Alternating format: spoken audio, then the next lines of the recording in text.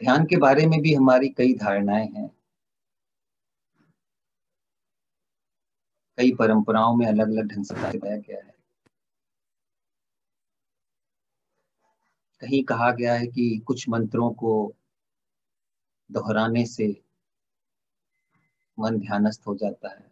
किसी चीज पर मन को केंद्रित कर देने से मन ध्यानस्थ हो जाता है,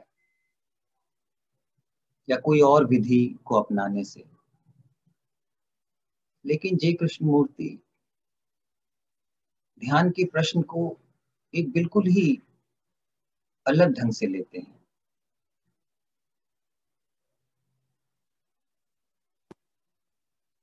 उनके लिए ध्यान हमारे जीवन से अलग कोई वस्तु नहीं है, वो हमारे संपूर्ण जीवन का हिस्सा है। जिस तरह से हम अपना दैनिक जीवन जी रहे हैं वह उसका हिस्सा है।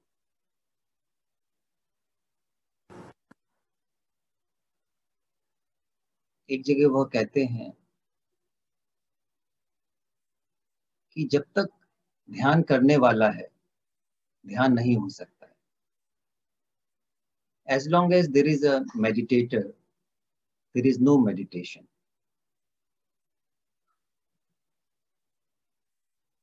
तो जब तक मैं है जो ध्यान कर रहा है तब तक वास्तव में ध्यान नहीं है। हो सकता है मैं अपने को एक विश्वास में डाल लूं कि नहीं यही ध्यान है, एक तरह के इल्यूशन में। लेकिन जब तक ये जो मैं है ध्यान करने वाला है वह किसी भी धारणा के द्वारा, किसी भी विश्वास के द्वारा, किसी भी पद्धति के द्वारा ध्यान करने की कोशिश कर रहा है, फिर वह उसी मैं का ही क्रियाकलाप है।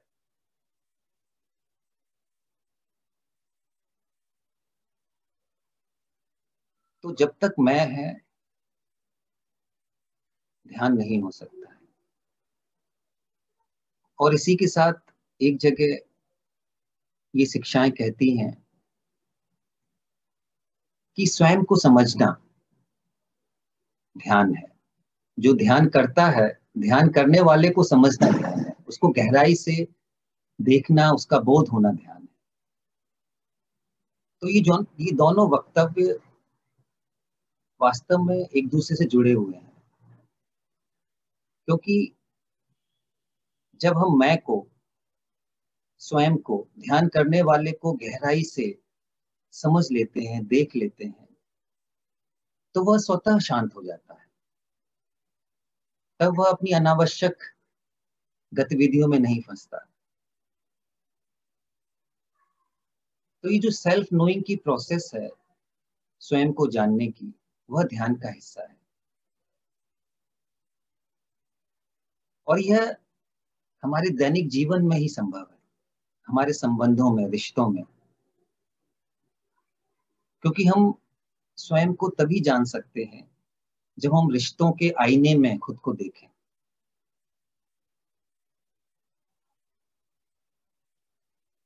हम कैसे प्रतिक्रिया कर रहे हैं, किस तरह से सोच विचार कर रहे हैं रिश्तों में। हमारी जो असुरक्षा की भावना है, कुछ हासिल करने की आकांक्षा है, कुछ बनने की चाह है,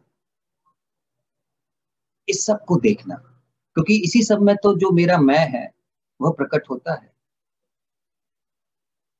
अगर मैं ऐसी परिस्थितियां क्रिएट कर लूं, जंगल में जाकर या किसी गुफा में जाकर जहां कोई नहीं है, तब तो मुझे पता ही नहीं लगेगा कि मेरे अंदर क्या छुपा हुआ है, क्या दबा हुआ है। और उसमें कोई हानि भी नहीं है। जाना चाहिए जरूर प्रकृति के पास, बिल्कुल एकांत में अपने साथ। वह भी इस सीखने का हिस्सा है। पर अगर यदि हम उसे एक पलायन की तरह इस्तेमाल कर रहे हैं, तब वहां पर सवाल उठता है। क्योंकि जीवन, जैसा कि हमने कल भी चर्चा की थी, संबंधों में प्रकट होता है। और इस संबंधों में मैं की गतिविधि को हम देख सकते हैं ज्यों का त्यों। और स्वयं को जानने का अर्थ है बिना किसी मूल्यांकन के, बिना किसी जजमेंट के, बिना अपने को जस्टिफाई किए या अपने को कंडेम किए, निंदा किए देखना। क्योंकि बहुत जल्दी आ जाती है जब हम खुद को देखने लगते हैं, तो एक निंदा का भाव या अपने को सही ठहराने का भाव, दोनों ही प्रतिक्रियाएं हैं। क्या हम दोनों के परे जाकर देख सकते हैं, या जब भी ये प्रतिक्रियाएं उठ रही हैं उनको ज्यों का त्यों देख सकते हैं? क्योंकि ज्यों का त्यों देखने में ही एक सहज स्वतंत्रता, एक सहज मुक्ति आती है।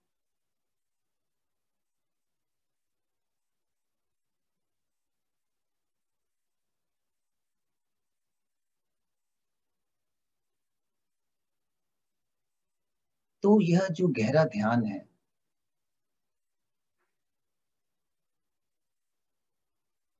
क्या यह संभव है जब हम कुछ भी भविष्य में हासिल करने की सोच रहे हैं? हमने कोई एक उद्देश्य बना लिया है कि नहीं, मेडिटेशन के द्वारा मुझे यह प्राप्त करना है।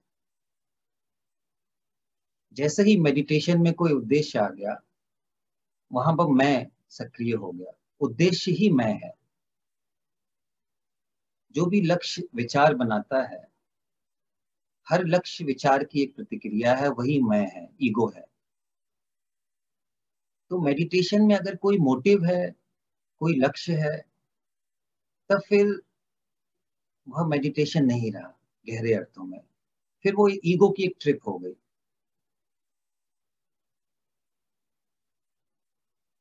तो क्या हम देख सकते हैं कि क्या हम ध्यान का प्रयास कुछ बनने के लिए कर रहे हैं, कुछ हासिल करने के लिए? क्या हमने कोई एक एनलाइटनमेंट, संबोधि की एक धारणा बना ली है जिसे हासिल करना है? वहीं पर हम आत्म छलावे में पड़ जाते हैं। क्योंकि बहुत सारे परंपराएं, बहुत सारे गुरु इसका आश्वासन देते हैं कि तुम इस मार्ग को फॉलो करो और संबोधि तक, बोध तक, या कोई बहुत अच्छी चेतना की अवस्था तक पहुंच जाओ। यहीं से ही इल्यूजन की शुरुआत हो जाती है। जैसे ही कोई मोटिव आता है, उद्देश्य आता है, क्या हम इसे देख सकते हैं कि ध्यान में कोई उद्देश्य नहीं हो सकता है, कोई पर्पस नहीं है।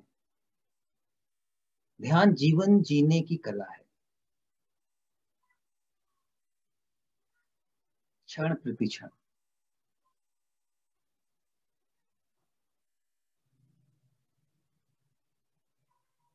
ध्यान में कोई मेजरमेंट नहीं है, कोई आकलन नहीं है।